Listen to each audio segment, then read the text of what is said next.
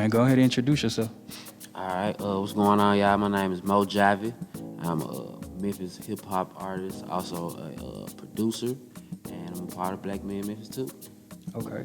So just talk a bit about how you kind of got introduced to the play. I was introduced to a mutual friend.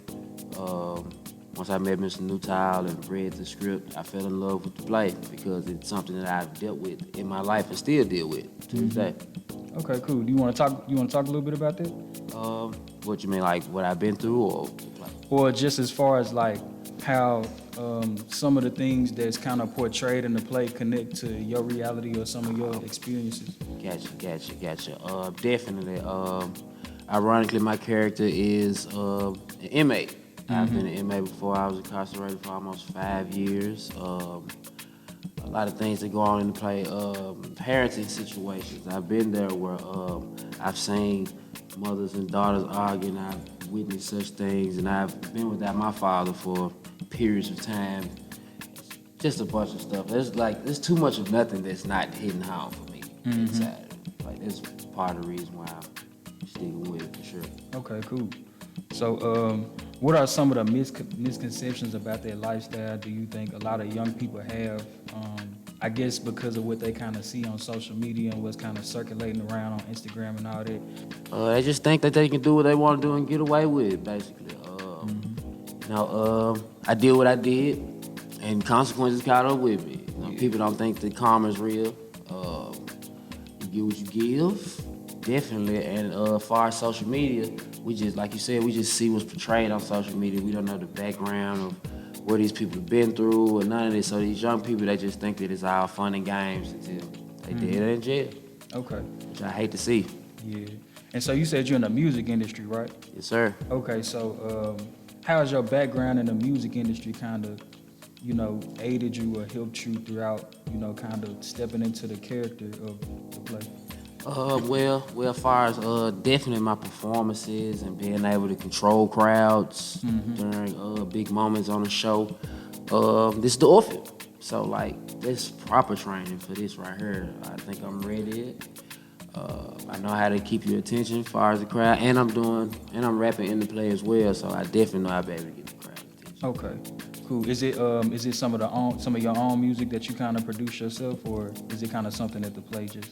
Well, big shout out to Mr. Newtile. He's a genius. Yeah.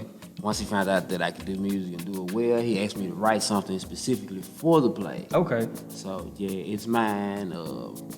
And I've never did this. It's not out. It's not recorded or anything. It'll be strictly done for the play, and then something else will probably be done with it afterwards. Okay, cool. So you kind of keep it as like a little special thing going. Yeah, he actually, that's how he likes it. He like, yeah, this is my thing. Come do it for me. He love it too. So yeah, it's a big deal. Okay.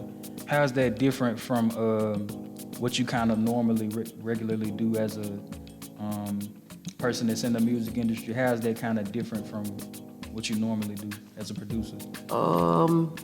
It's not necessarily different, but I will say it's different because it's more on the spot. It's kind of like with battle rap. Battle rappers, they have to remember all this stuff, and you got like 30 minutes worth of stuff you got to remember, and then you probably never do it again. Yeah. So like, with the repetition, it's cool with me because that's what I do anyway. Like, I make songs, people love to hear them, I do them over and over and over again, and yeah, it got its pros and cons, but I'm ready for whatever. Okay, cool.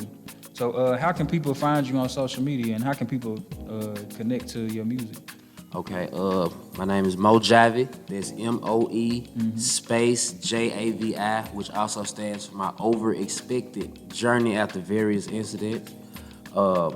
That's my name on all streaming sites, platforms, everything. Facebook, Moe Javi. TikTok, Mojo Jojo 88, I think. And Instagram is Moe Javi Nation. Okay. All right, y'all heard that. Make sure you go hit him up on social media. Make sure you go check out that music. Black Men Missing 2, March 25th. All right, Moe Javi, that's all the questions I got for you. I appreciate you for coming. Appreciate you, bro. All right, man. Sure. All right, man. So, go ahead and introduce yourself. Yeah, what's going on? I am Forever J, singer-songwriter and upcoming actor. I play Omar Jones in Black Men Missing 2. which will be at the Orpheum, March 25th. Okay, so just tell us a little bit about your background and how you kind of came across the play. Well, like I said, I do music. So I've been doing music since I was about 15. I've been singing since I was 5. Mm-hmm. So, music, I love music. Music basically has been all my life.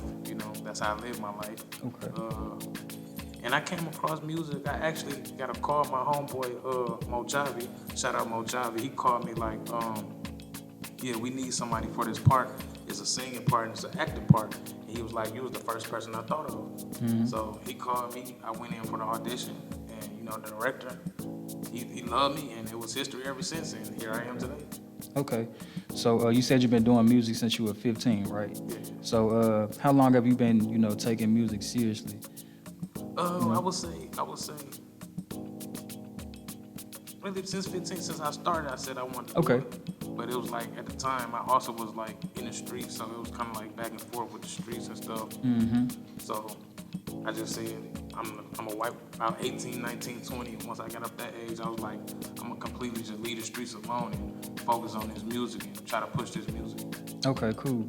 So I guess what are some of the challenges that kind of come with that lifestyle? Do you think young people don't really see? Well, one thing they don't see is that you can die out here. Yeah. If you live in this lifestyle, you can die. They think it's all peaches and cream because of what they see on social media and all that, but really it's nothing like that. And sometimes, like you said, they wait till it's too late, till they either behind the cell or locked up or in the grave. Mm-hmm. So, that's one thing we got to try to, that's one thing about this play we're trying to show them, like, it's a different way, it's a way out. Like, you don't have to be another statistic. I always messed that word up when I say it, but, it's a way out. It's a positive way out. Okay. So, do you kind of like talk about some of the stuff that's happening in the play? Do you kind of also talk about some of that stuff in your own music that you produce? Yes, I do. Okay. Like I'm actually, one of my own songs is going to be in the play, and it has to do with like the struggles that a man go through, and it's like his back against the wall, and he lost everything, and that's how it relates to the play. Okay. In the play, Omar, he loses everything. He loses his girl, and his back against the wall. But he come around. He come out victorious in the end. Okay. So I guess tell us a little bit about some of your other projects that you have. I've got another podcast going. Okay. My homegirl, T Sparks, she got the Extra T Show, and on there we talk about like the daily lives of being an African American. Mm-hmm. So, I'm big on like the community when it comes to like the things that's going on in the community with Black Americans. So I'm real conscious on that. So Okay. that's why this play is kind of big to me, because it's like when I heard about it, I'm like, oh yeah, I gotta get into that, because Yeah. they don't give us a lot of credit. Mm-hmm. So What's a character trait that you identify with the most with the character in the play that you? well, my character, he was like a boss. He was like a leader. So that's how I kind of want to be, like a leader, a boss. You know what I'm saying? Got everything in order. Like even to like my younger people, like I try to lead them, show them like that it's a better way. So I guess that was how I relate to that character. Mm-hmm. And he stands on business. I stand on business. So. All right, man. Well, that's all the questions I have for you. I appreciate you for coming to the show. Thank you. Make sure y'all be there March 25th. Hey, this at the Orpheum now. This big. Mm-hmm. Do y'all research on the Orpheum now? 'Cause this big. You also want to share some of your music platforms too, or something? Oh yeah, I'm on Apple Music, Tidal, Spotify. Y'all can look me up, Forever J. I'm on Instagram, The Real Forever J. I'm on TikTok. I'm on YouTube, Facebook, Forever J. You can really Google Forever J and you can scroll down and you'll see me on there. Okay. So, and I also got some music coming out next month. Mm-hmm. So y'all be on the lookout for that. All right, cool. Y'all make sure y'all stay tuned. All right. Appreciate you, man. I appreciate you. All right. So go ahead and give us an introduction of yourself. What's up? How's everybody doing? My name is Thedrick Griffin. I'm playing Youngblood in Black Men Missing 2. Okay. Okay, so just give a little bit of background about who Youngblood is. I'm gonna be honest. I just found out who Youngblood is today, so I'm still learning. But Okay. what I do know so far is that Youngblood, he just wanna be a regular person, a good young man who just trying to do the right thing in life. And then being coming around certain areas in life, you got to deal with this person, that person, so you try to dodge and try to stay away from certain people. But when you got certain people who come up to you and they put that weapon in your face, you want to save your life. You don't want to lose your life, and you got to think about the people around you and stuff like that. You got to make a decision. It's either me trying to take care of my pride. Do I want to just take my pride and be like this? Do I want to take the shot, or do I want to consider who I got in my life and this and that and stuff like that? It's a lot at stake. So, but at the same time, I've been raised to be a good guy, so I try to do the right thing and get a job or pay my bills and help my mom and this and that. But because of what's going on in the world and so much violence and everything like that, it seems like that's just the way you gotta be. And so my character, he's getting to that point where I'm tired of this. He's tired of this. I'm about ready to go find me a pistol. Somebody get ready to put a pistol up to somebody else's head too, because I can't take this no more. I got all of this going back and forth in a bit of fire up in me. So now I'm about ready to go and shoot somebody's head off too. You want to try to keep on putting a gun in my face. So that's pretty much how I see where Youngblood is coming from. Okay. So what are some, I guess, character traits do you identify with the most? When it comes to Youngblood, yeah. With Youngblood, just him being one of the good guys who don't even bother nobody. I try to walk through life and just try to be a peaceful person. Don't mess with anybody. I've had friends tell me that if anybody got a problem with you, it's because of something what somebody else did, not what you did. I never try to make the first move when it comes to doing a lot of stuff unless I feel something like I want to do something that's going to add positive to this or that. But if I see it's something good, I want to try to be a part of it. I want to try to push for it. But other than that, I'm just going to try to stay out the way if I feel like something's about to go the wrong way. So the only type of drama that's ever come to my life it kind of came because I kind of invited it to come to my life in a way because I didn't know it was coming. I didn't see it. I was naive at the time.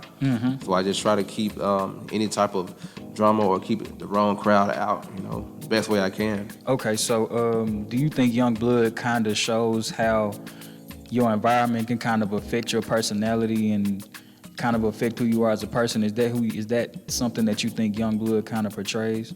Oh yeah, definitely. Like it's a lot of spirits out here and stuff like that. So you take on the spirit of this person or you take on the vibe of this person. Everybody can feel different types of vibe and stuff like that. So being who you are, your character, your personality, having this other person come up, having this person, that person, this person, you're gonna take on something that you just learned from that person, and it's gonna either make you or break you. It's gonna affect you either in a good way or a positive way. It's gonna make you either stronger or weaker. It just depends on how you approach it and how you move forward from that from that person onto the next. Okay, so I guess how do you think that kind of highlights? What do you think that highlights about? Let me start over. What do you think that highlights about friendships and relationships in terms of how we kind of form them in reality? Because you said that you can kind of catch different vibes from different people, and sometimes when you invite drama in your life, you can kind of adopt certain things from other people based off of the energy that you're around. Yeah, it happens. I mean, the type of people you want to bring into your life. The type of people that's going to help build your character. The type of people that can kind of be a good example for you. Yeah. The type of people that can make you happy. The type of people that can uplift you, that can encourage you and stuff like that. Everybody have a different something to add to your life. It just depends on what you want else added to your life, because a lot of people have different types of voids. Okay. And so you tend to look for certain, people to kind of fill those voids that you feel like you need. It's going to help you be more whole of yourself if you feel like you can't do it just all on your own. Yeah, you're going to have people you're going to have people in your walk of life who gonna come into your life to cause trouble. But sometimes maybe in the situation it's meant to happen to build you up, not to tear you down and make you weaker and just you want to just harm yourself. But a lot of other situations, if you depend on how you take it, if you take it and try to learn from it, grow from it, you're gonna be stronger than you really are. I mean, we need people to go through certain things to be strong, so that they can be an example for the next person, so that they can learn and grow from that, from your story. Okay, cool. So I guess what's like a personal thing that you kind of practice to kind of kind of I guess vet people and stay away from bad energy? Like what's something that you I really don't know. I just know that I just try to keep my circle as small as possible. Yeah.